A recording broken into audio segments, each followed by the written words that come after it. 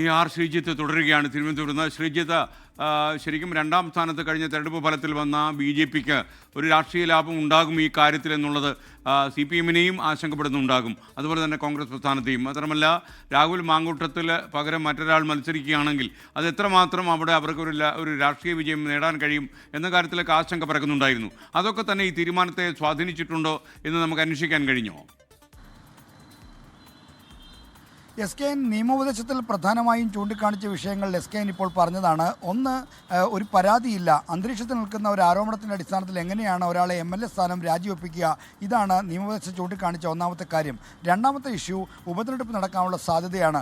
ഇപ്പോൾ ഉപതെരഞ്ഞെടുപ്പിനെ പിന്തുണയ്ക്കില്ല എന്നൊക്കെ BJP നേതൃത്വം പറയുന്നുണ്ടെങ്കിലും നാളെ MLA സ്ഥാനം രാജിവെച്ചാൽ ആ നിലപാട് അങ്ങനെ തന്നെ ആയിക്കൂടാ എന്നില്ല. ഒരുപക്ഷെ ഉപതെരഞ്ഞെടുപ്പ് വന്നേക്കാം. 6 മാസത്തിൽ കൂടുതൽ കാലാവധി ഉണ്ടെങ്കിൽ ഉപതെരഞ്ഞെടുപ്പ് നടത്താമെന്നത് തിരഞ്ഞെടുപ്പ് കമ്മീഷന്റെ വിവേചനാധികാരത്തിൽപ്പെടുന്ന കാര്യമാണ്. കേരളത്തിൽ പീരുമേട് മണ്ഡലവും വാഴൂർ സോമന്റെ നിര്യാണത്തോടെ ഒഴിഞ്ഞുകിടക്കുകയാണ്. അപ്പോൾ 2 മണ്ഡലങ്ങളിലെ വിഷയമുള്ളത് കൊണ്ട് തന്നെ തിരഞ്ഞെടുപ്പ് കമ്മീഷൻ ഒരു തീരുമാനമെടുക്കുമോ എന്ന ആശങ്കകളുണ്ടായിരുന്നു. ഈ 2 കാര്യങ്ങൾ പരിഗണിച്ചാണ് രാഹുൽ മാങ്കൂട്ടത്തിലിനെ കോൺഗ്രസിൻ്റെ പ്രാഥമിക അംഗത്വത്തിൽ നിന്ന് സസ്പെൻഡ് ചെയ്യാനുള്ള തീരുമാനമെടുത്തത്.